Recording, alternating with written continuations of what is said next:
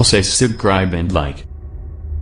Alhamdulillahilladzi hamdan wa qur'an laka ya Allah.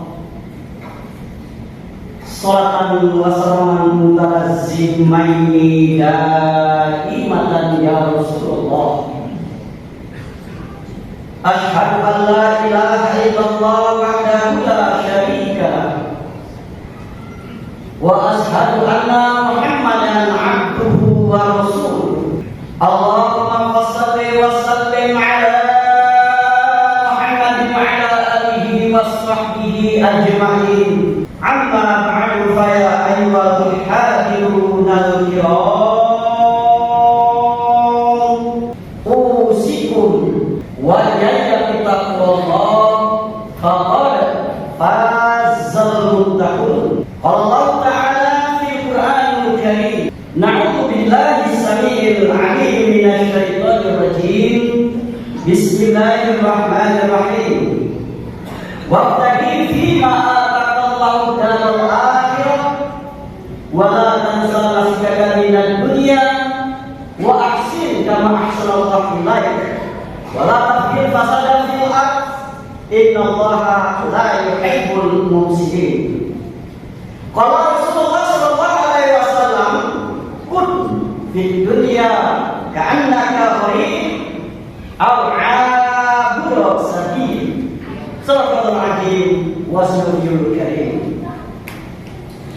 Bapak-bapak, saudara-saudara, sedang Jumat rahimahullah, Jumat yang terhormat. Kami selaku khotib pada hari ini mengingatkan kepada kita semua, khususnya kepada diri kalian sendiri tentunya, dan kepada para jemaah sekalian. Mari kita bersama-sama untuk meningkatkan ketakwaan kepada Allah Subhanahu wa Ta'ala. Takwa yang dapat kita artikan dengan menjalankan titah dan perintahnya dan menjauhi semua apa yang menjadi larangannya. Adapun salah satu jalan, salah satu upaya kita mencapai derajat takwa itu adalah kita jangan sampai terperdaya, tertipu dengan kehidupan dunia. Maka tema atau judul khotbah kita pada hari ini adalah hidup dunia ini seperti musafir. Hadirin rahimakumullah, jemaah Jumat yang terhormat. Pada suatu ketika baginda Rasulullah berkumpul dengan sahabat, dan pada saat itu Rasulullah mendekati Abdullah bin Umar bin Khattab, yang tak lain dia adalah anaknya Umar bin Khattab. Sambil memegang pundak beliau, memegang Abdullah bin Umar, Rasulullah mengatakan, "Kun fid dunya ka'annaka gharib al-'abir sabil." Artinya adalah, jadikanlah engkau di dunia ini seperti orang yang asing, dan engkau sebagai pengembara ataupun sebagai musafir. Terima kasih. Di dalam pesan yang disampaikan kepada baginda Rasulullah kepada Abdullah bin Umar, tentunya tidak hanya sekedar berlaku kepada Umar, sebab ini diriwayatkan dalam satu hadis. Itu artinya pesan ini juga disampaikan kepada kita. Apa yang menjadi pesan Rasulullah itu dan yang disampaikan kepada Abdullah bin Umar? Yang pertama, Rasulullah katakan bahwasanya jadilah kita hidup di dunia ini seperti orang yang asing dan di negeri yang asing. Alhamdulillah, coba kita bayangkan bagaimana situasinya kita datang ke suatu tempat yang kita tidak pernah mendatangi sebelumnya. Dengan demikian kita pasti asing dengan daerah itu, dan mestinya kita memang seperti orang yang asing. Kita datang ke tempat sesuatu yang baru, kita sebagai musafir jarang terjadi terjadi orang terikat untuk tinggal di sana. Yang banyak adalah dia akan pasti teringat di mana dia berasal. Tentu saja hatinya tetap akan kembali di mana tanah airnya. Dan kita ketahui begitu pun dengan dunia. Dunia ini sebenarnya adalah tempat yang asing bagi kita. Dan selayaknya juga dunia yang kita tempati sekarang ini seyogyanya kita persiapkan untuk kehidupan di akhir esok. Ataupun di hari kiamat nanti, hari yang kekal, hari yang abadi. Ini yang pertama. Jadi pesan yang kedua, beliau mengatakan bahwasanya kita sebagai seorang musafir, kita sebagai seorang pengembara, kalau namanya pengembara dipastikan dia tidak menetap di suatu tempat. Dan biasanya juga dia tidak akan mengumpulkan harta di tempat itu.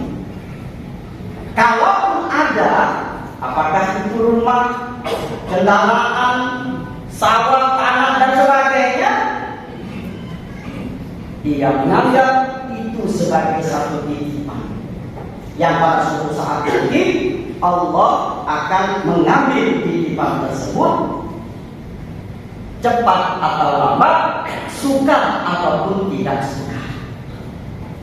Yang pasti, jika ada beranggapan bahwasanya kita akan mengumpulkan harta sebanyak-banyaknya, itu sebenarnya boleh-boleh saja. Tapi ingat, itu sifatnya hanya sementara. Terima kasih Jumat yang Allah beri rahmat. Sekarang kita berada di dunia, dan kita sebagai seorang yang beriman kepada Allah dan beriman kepada hari akhir, kita meyakini dunia ini bukan tempat kita menetap.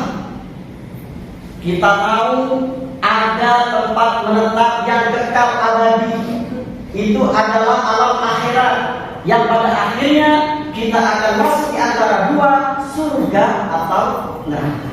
Dan tentunya orientasi kita adalah menuju ke surga. Hadirin Allah, sebagai perumpamaan, apabila kita meminta air, tentunya orang akan memberikan air beserta wadahnya ataupun gelasnya. Tapi kalau kita cuma meminta gelas, kita hanya sekedar mendapat gelasnya saja. Nah, begitu pun dengan dunia. Ketika kita sibuk mencari dunia, itulah yang hanya dia dapat. Tapi kalau dia mencari akhirat, dipastikan dunianya akan mengikuti. Sama seperti seseorang berjalan di atas matahari. Tentunya ada bayang-bayang. Kalau kita hanya sekedar mengejar dunia dan kita berjalan matahari yang kita belakangi, otomatis kita akan mengejar bayangan itu. Tapi kalau kita posisi kita berada di depan matahari, berjalan ke depan, bayangan kita berada di depan. Dengan demikian, kalau posisi yang pertama tadi bayangan yang kita kejar, tapi sebaliknya kalau kita ada di depan matahari, justru bayangan yang mengikuti kita. Jadi dengan demikian, dari Allah, kami tegaskan sekali lagi bahwasanya jangan kita tertipu dengan kehidupan dunia. Bapak-bapak, saudara-saudara sedang Jumat rahimahullah, Jumat yang terhormat. Fase kehidupan yang kita jalani ini tentu ada pilihan. Pilihannya ada dua. Apakah kita akan mengejar bayangan itu, atau justru kita berbalik arah, kita orientasi kita merasa mengejar kepastian kehidupan akhirat. Nah, oleh karena itu, secara singkat kami sampaikan kepada kita semua bahwasanya kita tidak akan melepaskan dunia dan ada sesuatu yang memperdaya kita. Di dalam Quran surat Al-Munafiqun ayat yang 9 Allah mengatakan, ya ayyuhalladzina amanu la tulhikum amwalukum wala auladukum an dzikrillah. Adapun yang salah satu yang melalaikan kita di dunia ini, Allah mengingatkan, ya ayyuhalladzina amanu, wahai orang-orang yang beriman, janganlah memperdaya kamu amwalukum wa auladukum, anak dan harta kamu. Kita menyadari tentunya kita di dunia ini perlu dengan materi, perlu mencari harta. Bahkan kita sebagai seorang muslim, seorang mukmin harus mencari harta. Agar kenapa? Bisa kita beramal dengan harta kita. Tapi tidak sedikit ketika orang mencari harta dengan cara menghalalkan semuanya. Halal, halal, halal, haram, haram, hakku, hakmu. Apakah itu milik seseorang? Apakah kita menzalimi ketika mengambilnya? Kita tidak peduli. Yang penting mengumpulkan harta. Nah, begitu dengan anak. Tidak ada yang tidak cinta kepada anak. Tidak ada yang tidak sayang kepada anak. Namun kata Allah, hati-hati. Dua hal ini yang akan melupakan kita untuk mengingat Allah, untuk mengingat akhirat. Dan yang kedua, kami mengingatkan supaya mungkin kita memanfaatkan rezeki yang Allah berikan kepada kita, kita memanfaatkan untuk berbuat kebajikan. Jangan sampai Allah yang titipkan kepada kita itu kita nikmati sendiri seperti korun. Kita harus berbagi. Rezeki yang Allah sampaikan kepada kita itu sesungguhnya ada bagian orang-orang yang perlu kita sisihkan. Apakah itu anak yatim, apakah fakir, apakah miskin, ataupun kita berikan kepada jalan Allah yang lainnya. Jangan sampai nantinya pada masanya dan kita lupa bahwasanya harta dan anak tidak bisa membantu kita. Kita bermohon kepada Allah agar ditangguhkan kematian kita. Walaupun kita tahu itu tidak akan mungkin Allah menangguhkan kematian kita. Apabila sudah sampainya, tidak akan bisa maju satu langkah pun ataupun tidak bisa mundur satu langkah.